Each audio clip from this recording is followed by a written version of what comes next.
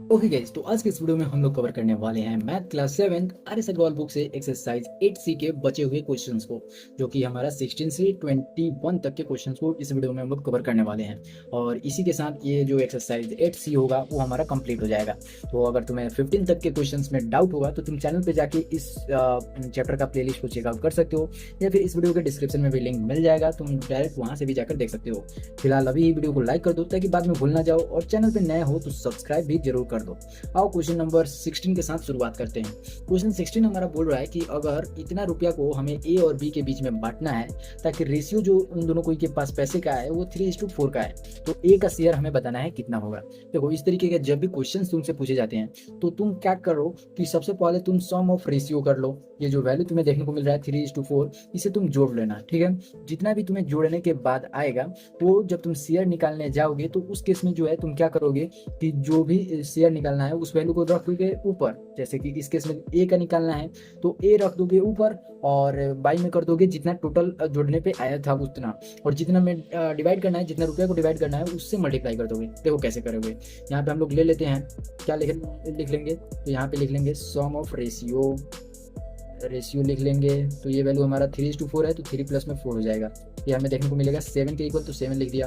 अब देखो यहाँ पे हम लोग क्या करेंगे, यहाँ पे एक मिनट, यहाँ पे हम लोग क्या करेंगे, तो ये वैल्यू जो है ए का शेयर पूछ रहा है तो ए शेयर लिख दिए। यहाँ पे हमारा 3 जो रेशियो है वो ए को मिल रहा था, तो ए बाई में टोटल कितना आया है, तो 7 आया है, तो 7 कर दिया यहाँ पे।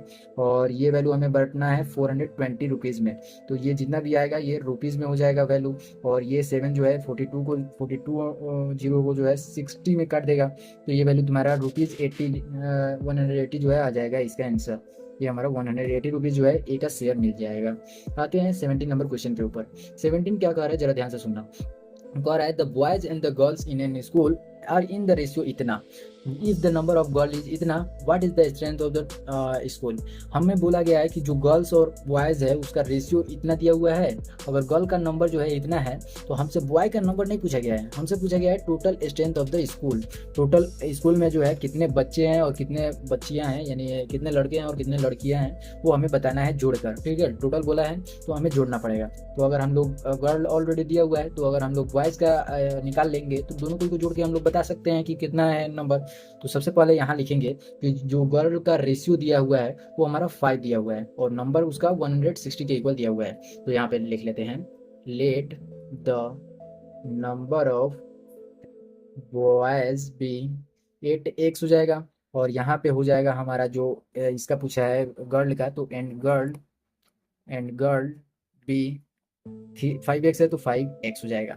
अकॉर्डिंग टू अगर क्वेश्चन हम लोग देखें तो नंबर ऑफ गर्ल जो है वो हमारा कितना है, तो गर्ल का जो नंबर है वो हमारा 160 डिग्री दिया हुआ है, सॉरी 160 दिया हुआ है, और ये हमारा 5x है और ये वैल्यू हमारा 160। तो x का वैल्यू हमारा 160 बाई में 5 करेंगे तो निकल जाएगा। ये वैल्यू हमारा कटेगा 30 मरतब में, तो यहाँ से हमारा x का वैल्यू मालूम चल गया। तो अगर नंबर ऑफ बॉयज़ हमें निकालना है तो यहाँ से हम लोग आसानी से निकाल पाएंगे। क्यों? क्योंकि जैसे ही तुम x का वैल्यू मालूम किए हो तुम्हें जो है 8x निकालने आ जाएगा, और 8 इंटू में जब 30 करोगे तो ये तुम्हें 240 देखने को मिल जाएगा नंबर। और ये दोनों नंबर ही तो तुम्हारा बता रहा है कि टोटल स्ट्रेंथ कितना है। तो total STRENGTH strength is equal to 160 plus में 240, और यही वैल्यू को जोड़ दो और आसानी से आंसर पा लो। तो ये वैल्यू जुड़ेगा तो तुम्हारा 0 का 0 रह जाएगा, 6 और 4 10 बनाएगा तो 0 1 कैरी, ये 1 + 2 जो है 3 और ये 4 हो गया, यानी 400 टोटल नंबर ऑफ स्टूडेंट है तुम्हारे स्कूल में। तो इस तरीके से हम लोगों ने 17 को कवर किया। आते हैं 18 नंबर क्वेश्चन के ऊपर। तो सबसे पहले इसे क्लियर कर लेते हैं। 18 नंबर देखो क्या कह रहा है कि which one is greater out of इतना एंड इतना। देखो, दो रेशियो के बीच में कंपैरिजन जब करने का क्वेश्चन आता है तो उसे हम लोग बहुत सारे तरीकों से कर सकते हैं। जैसे कि अगर हम लोग बात करें कि यहाँ पे अगर देखो 2:3 दिया हुआ है, ये वैल्यू दिया हुआ है, ठीक है, और यहाँ पे दिया हुआ है 2:5। अगर हमसे पूछा जाएगा कि कौन वैल्यू जो है इसमें बड़ा है और कौन वैल्यू छोटा है, तो इसको हम लोग जो है क्रॉस मल्टीप्लीकेशन करके भी बता सकते हैं। जैसे कि इस केस में हमारा 10 हो गया और इस केस में हमारा 6 हो गया, तो वैल्यू हमें 10 जो है बड़ा देखने को मिल रहा है, तो ये जो वैल्यू आएगा हमारा ये वाला, ये हमारा बड़ा निकल जाता है रेशियो। और उसी तरीके से अगर हम लोग दूसरा तरीका देखें तो जैसे ये समझाने के लिए मैं बता दे रहा हूँ 1/4 है और 1/4 है और 1/5 है। तो इस केस में जब तुम देखोगे तो ये वैल्यू जो तुम्हें दिख रहा है ये अब तुम देखोगे तो कौन तुम्हें बड़ा दिख रहा है कौन छोटा दिख रहा है, तो वो डायरेक्ट देखने का तरीका होता है कि जैसे 1 जो है वो तुम्हारा 5 टाइम्स में कट कर रहा है और 1 जो है तुम्हारा 4 टाइम्स में कट कर रहा है। ये इस तरीके से समझो, ये हमारा 1 टोटल जो था 1 था और ये टोटल 1 है और ये जो है 5 टाइम्स में ऐसे कट कर रहा है। तो तुम्हें बताना है कि टुकड़ा जो है किस में ज़्यादा मेजरमेंट का रहेगा, तो इसमें रहेगा, यानी ये वैल्यू जो है तुम्हारा बड़ा रहेगा और ये वैल्यू तुम्हारा छोटा रहेगा। तो इस तरीके से जो है तुम समझ सकते हो। तो यहाँ पे जो है हम लोग क्रॉस मल्टीप्लिकेशन करके बता सकते हैं। तो यहाँ पे 2/3 है और यहाँ पे 4/7 है, तो इसमें हमें बताना है कि कौन सा रेशियो बड़ा है, तो क्रॉस मल्टीप्लिकेशन करा देते हैं। यहाँ पे जब तुम क्रॉस मल्टीप्लिकेशन करोगे तो ये तुम्हारा 14 हो जाएगा और ये तुम्हारा 12 हो जाएगा, यानी ये वैल्यू तुम्हारा बड़ा देखने को मिल रहा है। तो ये जो रेशियो है ये तुम्हारा ग्रेटर निकल कर आ जाएगा और यही तुम्हारा इस क्वेश्चन के लिए रिक्वायर्ड आंसर हो जाएगा। तो लिख दोगे कि 2:3 is greater out of our given question. कह रहा है 19 नंबर की थर्ड प्रोपोर्शनल जो है हमें बताना है कितना है। ये दोनों जो है फर्स्ट और फोर्थ टर्म दिया है बाबू। कह रहा है थर्ड प्रोपोर्शनल निकालना है कि कितना होगा। सॉरी, यहाँ पे हमसे क्या कहा गया है कि थर्ड प्रोपोर्शनल टू इतना और इतना। तो इस तरीके के जो क्वेश्चन होंगे वो क्वेश्चन जो है ये हमारा फर्स्ट टर्म और ये हमारा सेकंड टर्म दिया है, ठीक है। और इस केस में हमें बोला जा रहा है कि थर्ड प्रोपोर्शनल बताना है। तो ये जो है तुम्हारा थर्ड पे आ जाता है और थर्ड प्रोपोर्शनल जो बोलता है नंबर वो तुम्हारे फोर्थ प्लेस पे चला जाता है। देखो मैं तुम्हें बता रहा हूँ, पहले तुम यहाँ पे क्या लिखोगे, तो यहाँ पे लिखोगे लेट द थर्ड प्रोपोर्शनल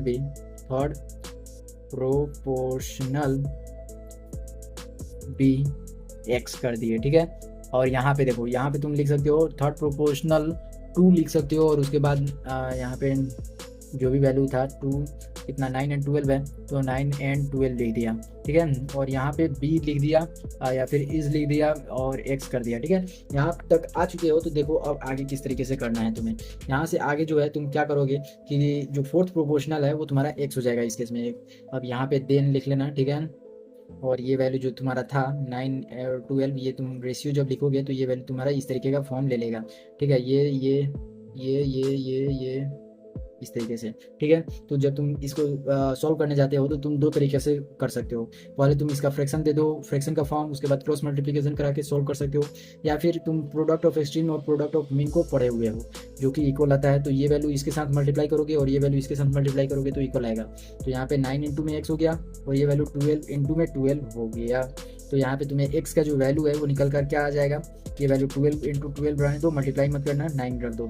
अब ये वैल्यू जो है तुम्हारा ये तुम मल्टीप्लाई कर दोगे तो ये वैल्यू तुम्हें मालूम क्या चलेगा कि जो वैल्यू था तुम्हारा वो तुम्हारा कट जाएगा 3 से। यहाँ से ये वैल्यू जो है 3 से कटा, ये वैल्यू 3 से कटा, तो 3 से जैसे ही तुम काटोगे तो ये वैल्यू 3 मिल जाएगा और ये वैल्यू 4 मिल जाएगा। ये वैल्यू 3 से फिर से कट जाएगा और ये वैल्यू तुम्हें 16 जो है तुम्हें देखने को मिल जाएगा। तो आंसर तुम लिखोगे द थर्ड प्रोपोर्शनल टू इतना इज 16 और यही इस क्वेश्चन के लिए रिक्वायर्ड आंसर हो जाएगा। अब इसे क्लियर करते हैं और आते हैं अपने नेक्स्ट क्वेश्चन के ऊपर। और है क्वेश्चन की मीन प्रोपोर्शनल हमें बताना है। क्वेश्चन नंबर हम लोगों ने अभी 19 को सॉल्व किया। यहाँ पे 20 का आ रहा है कि मीन प्रोपोर्शनल बिटवीन इतना एंड इतना ईच। हमें मीन प्रोपोर्शनल बताना है तो आसानी से इसका भी सॉल्यूशन हो जाएगा। कैसे सॉल्यूशन होता है, देखो ये दोनों वैल्यू जो है हमें फर्स्ट और लास्ट टर्म दिया हुआ है, यानी फर्स्ट और फोर्थ टर्म दिया हुआ है। तो हमें मीन बताना है। तो मीन का तुमने एक अभी फॉर्मूला देखा कि प्रोडक्ट ऑफ एक्सट्रीम जो होता है वो प्रोडक्ट ऑफ मीन के इक्वल होता है। तो यहाँ पे पहले लिख लेना प्रोडक्ट, और सबसे पहले तो तुम लिख लेना कि let the mean be x, ठीक है। यहाँ पे मान लेते हैं कि let the mean be x. यहाँ पे जैसे ही तुम नंबर एक्स मानोगे, ठीक है, या फिर मीन प्रोपोर्शनल लिख लेना, ठीक है, ताकि ये अच्छा से रहे। प्रोपोर्शनल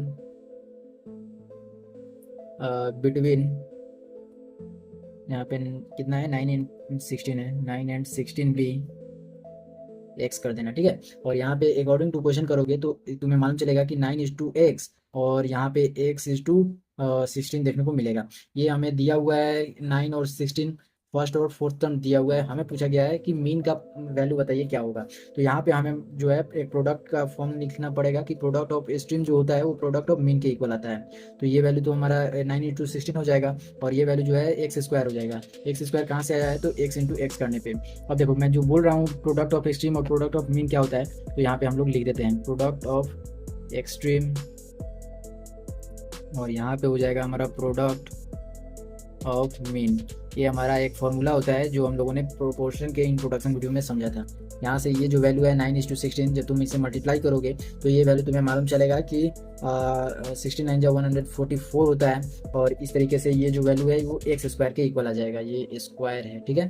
तो स्क्वायर जब हटेगा तो ये रूट अंडर में आएगा 144। अगर इस वैल्यू को हम लोग जो है प्रोडक्ट सॉरी पेयर के फॉर्म में तोड़ देंगे तो वैल्यू जो है निकल जाएगा हमारा। जैसे 144 है, ये वैल्यू हम लोगों ने प्राइम फैक्टराइजेशन करके भी निकाल लेना है, और हम डायरेक्ट जो है इसका वैल्यू बता देते हैं क्या होता है। तो ये वैल्यू तुम्हें 12 का स्क्वायर रूट देखने को मिलेगा। 144 जो है वो 12 का स्क्वायर होता है, ठीक है। तो यहाँ पे हम लोगों ने 12 इंटू में 12 कर लिया, तो ये वैल्यू जो है हमारा देखने को क्या मिलेगा कि ये वैल्यू हमारा एक्स के इक्वल, यहाँ पे 2 पेयर हो गया तो एक वैल्यू निकल जाता है। तो ये हमारा एक्स का जो वैल्यू है वो 12 के इक्वल निकल कर आ जाता है, और ये इस क्वेश्चन के लिए रिक्वायर्ड आंसर हो जाता है, ठीक है। इस तरीके से हम लोगों ने क्वेश्चन नंबर 20 को जो है सॉल्व कर लिया कि मीन प्रोपोर्शनल कितना होगा। तो जो आया तुम्हारा आंसर कितना आया था, तो 12 आया। तो यहाँ पे जो 12 आया वो तुम लिखोगे कि मीन प्रोपोर्शनल बिटवीन, यहाँ पे मीन प्रोपोर्शनल बिटवीन तुमने लिखा था ये वाला वैल्यू, मीन प्रोपोर्शनल बिटवीन इतना है इतना है, ईज कर दोगे और उसके आगे 12 लिख दोगे, ठीक है। ये तुम्हारा आंसर हो जाएगा इस क्वेश्चन के लिए। अब हम लोग इसे थोड़ा सा क्लियर करते हैं और लास्ट क्वेश्चन के ऊपर आते हैं।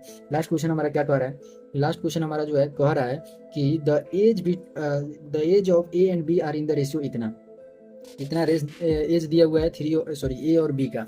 कह रहा है कि 6 ईयर हेंस यानी 6 साल बाद इनका जो एज है वो चेंज होकर 4:9 बन जाएगा, और प्रेजेंट एज जो है ए हो जाएगा।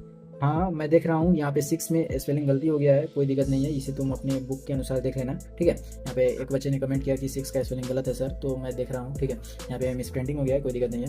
यहाँ पे कह रहा है कि एज का जो है ए और बी का जो रेशियो है वो इतना दिया है, 6 साल बाद हमारा रेशियो चेंज होकर इतना हो जा रहा है, तो हमें प्रेजेंट एज ऑफ ए बताना है। तो इस तरीके के जितने भी एज वगैरह वाले क्वेश्चन होते हैं उसको किस तरीके से सॉल्व करते हैं, देखो यहाँ पे जो भी निकालना है उसे हम लोग मान लेते हैं। Let the present age be, यहाँ पे हमें दिया हुआ है कि 3x, ठीक है। ए का रेशियो दिया हुआ है 3 और बी का रेशियो दिया है 8। तो यहाँ पे हमारा let the present age of, यहाँ पे लिखना पड़ेगा A, present age of A कर देते हैं, बी 3x हो जाएगा। और यहाँ पे जो है बी पूछा है तो बी का भी हो जाएगा हमारा कितना, बी का हो जाएगा हमारा 8x, लेकिन हमें निकालना केवल है ए का, तो हमें केवल इसका वैल्यू मालूम करना पड़ेगा, ठीक है। तो अकॉर्डिंग टू क्वेश्चन आएंगे और यहाँ पे लिखेंगे आफ्टर, हेंस बोला है यानी आफ्टर हो जाएगा 6 साल बाद, आफ्टर 6 ईयर, यहाँ पे हम लोगों ने 6 ईयर लिख लेना है। आफ्टर 6 ईयर्स जो ए है वो हमारा कितना साल का बन जाएगा, यहाँ पे ए एज कर लो, ए जो है वो बढ़ जाएगा, ये वो तो पहले जितना ही ये छोटा नहीं रहेगा, उसका एज तो ज़रूर बढ़ेगा, तो ये वैल्यू हमारा बढ़ जाएगा और ये भी बढ़ जाएगा। बी तो रुका नहीं रहेगा, ये भी हमारा 6 साल से बड़ा हो जाएगा। अब देखो यहाँ पे वो उसका डेथ हो जाता है वो अलग बात है, लेकिन हमारा जो क्वेश्चन है वो हमें एक प्रोस्पेक्टिव मार्क के चलता है कि वो ग्रेजुअली जो है जिंदा है और बढ़ता जा रहा है उसका एज, ठीक है। तो यहाँ पे देखो, यहाँ पे जो है अब बोल रहा है कि ए बी का जो रेशियो है 6 साल बाद इतना के इक्वल आ जा रहा है, तो 6 साल के बाद इतना एज है इन दोनों को का। तो यहाँ पे हमारा ए का जो एज है वो हमारा देखने को मिल रहा है 3x प्लस में 6, और ये वैल्यू बाई में हम लोग कर देंगे 8x प्लस में 6, और ये वैल्यू हमें देखने को मिल रहा है इक्वल 4/9 के। और यहाँ से जो है हम लोग क्रॉस मल्टीप्लिकेशन करा देंगे, तो ये वैल्यू 9 × 3x प्लस में 6 हो जाएगा, और ये वैल्यू 4 × 8x प्लस में 6 हो जाएगा। यहाँ से मल्टीप्लाई किया तो 27x प्लस में आ गया ये कितना 54, और ये वैल्यू हमारा 32x प्लस में हो गया हमारा कितना 24। यहाँ से जो है हम लोग इधर भेज देते हैं 27x को, और इधर ला लेते हैं 24 को, तो ये वैल्यू हमारा घट जाएगा, और ये वैल्यू जो है हमारा 32x में से 27 घट जाएगा x, तो ये वैल्यू हमारा 0 और 3 हो जाएगा, और ये वैल्यू हमारा कितना हो जाएगा 5x। तो x का जो वैल्यू निकल कर आया हमारा वो निकल कर आया 6, और यहाँ पे हमारा 6 जो है आंसर नहीं निकला, हमें निकालना है एज ए का, जो हम लोगों ने 3x माना था। तो x का वैल्यू हम लोगों ने 6 देखा, तो यहाँ से हमारा जो वैल्यू होगा प्रेजेंट एज ऑफ ए वो हमारा कितना हो जाएगा 3 × में 6, यानी हमारा वैल्यू हो गया 18, और ये हमारा ईयर्स हो गया। तो ये हम लोगों ने क्वेश्चन नंबर 21 को सॉल्व किया। इस तरीके से जो है तुम बाकी सारे जो है इस तरीके के क्वेश्चंस को सॉल्व कर सकते हो। फिलहाल यहाँ तक देख चुके हो तो वीडियो को लाइक कर दो, चैनल पर नए हो सब्सक्राइब कर दो। मिलते हैं अगली वीडियो के साथ, तब तक के लिए बाय। और एक इंपॉर्टेंट इन्फॉर्मेशन मैं तुमसे पूछना चाहता हूँ कि अगली वीडियो किस चीज़ के ऊपर हो, वो उसके लिए तुम कमेंट कर सकते हो। तब तक के लिए